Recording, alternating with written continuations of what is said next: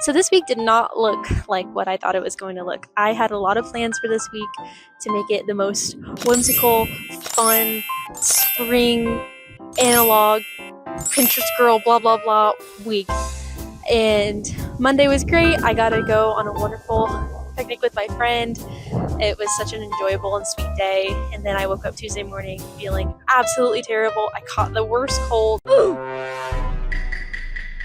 I was on the couch for a couple days and it kind of threw me off my heels a little bit. I was really looking forward to having this week full of all of these wonderful plans, but sometimes life throws a curveball and we just need to go with it and find the joy in no matter what, even if that is sitting on the couch watching old 90s rom-coms and eating ice cream for dinner. So it's Friday now, it's a couple days later. I woke up feeling much more like myself. So we're just gonna hit play on the plans and I'm not gonna rush it this time. I'm just gonna enjoy the beauty of creation.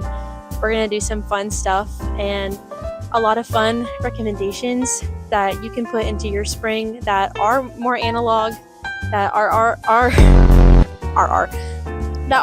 sweet and meaningful and intentional, because I think that is what this season calls for, especially with it right before summer and all of the wonderful fun aspects of summer. I think it's a good time to slow down and be a little bit intentional and really enjoy the days that you have, because we're not promised tomorrow.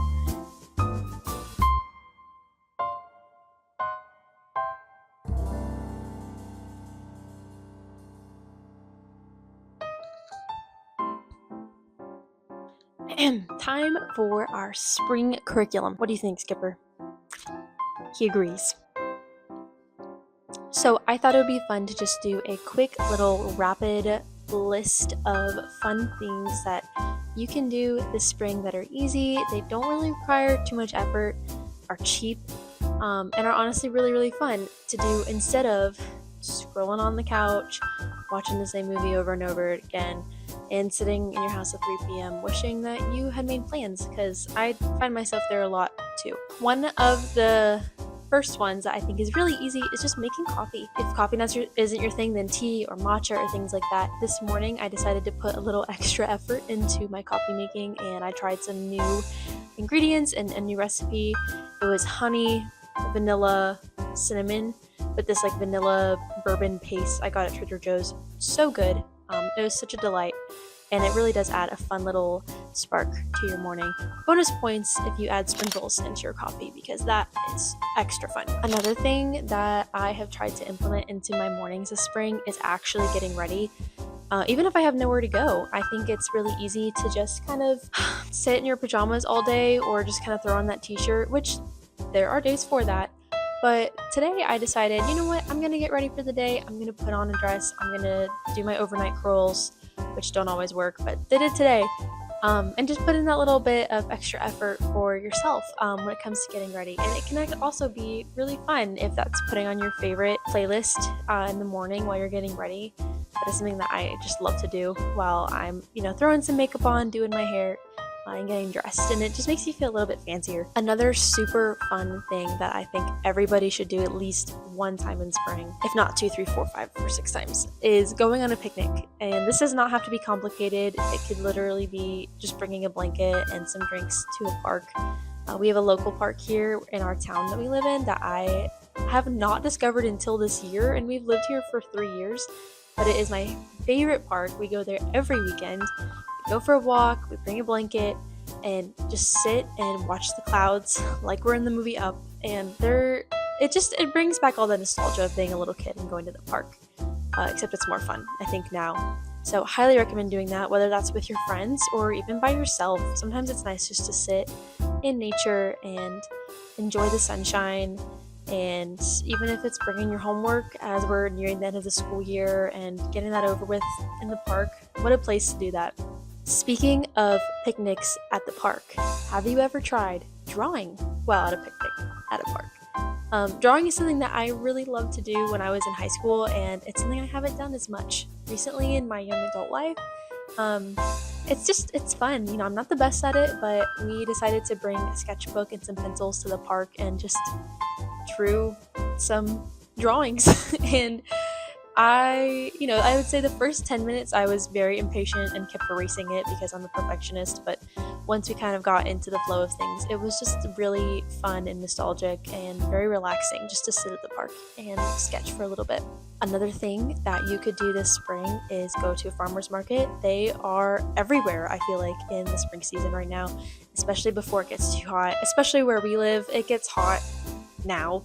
So going to the farmer's market, enjoying that, cool, warmish spring weather, and just walking around. We took Ollie, one of our dogs, to the farmer's market this morning, and it was a really, really fun time.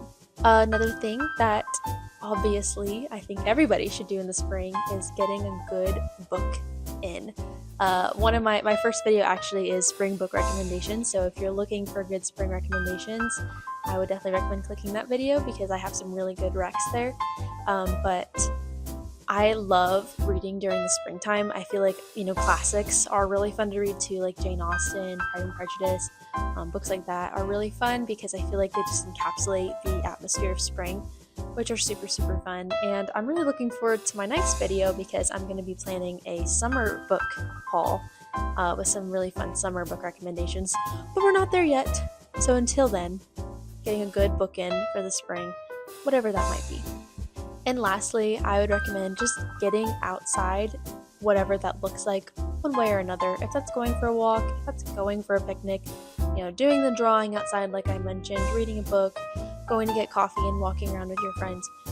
Whatever it is, I just highly recommend getting outside and getting some sunshine on your skin. I know personally when I'm inside for long periods of time, it actually does really affect my mood and it can make me a little bit more anxious, a little bit more stressed, and a little bit more just kind of gray, I would say. So often I feel like we're like flowers and like we need to literally go outside and like just be in the sunshine for a little bit, and it actually does scientifically affect our mood. And it might not be a perfect band-aid or fix anything per se, but it is extraordinarily beneficial for our mental health, for our physical health, just being outside. There's so much beauty around us that I think we can kind of miss sometimes. So my biggest piece of advice would be what my mom always says to me, and that is to look up, because we can miss things when we're just kind of looking down. So look up, go outside, look at the trees, look at the birds, just sit and feel the wind on your skin, because we're alive.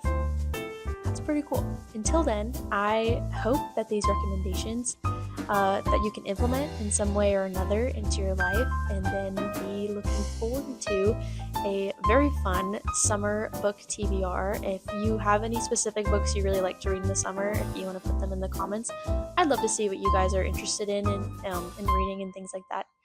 But until then, I will see you very, very soon.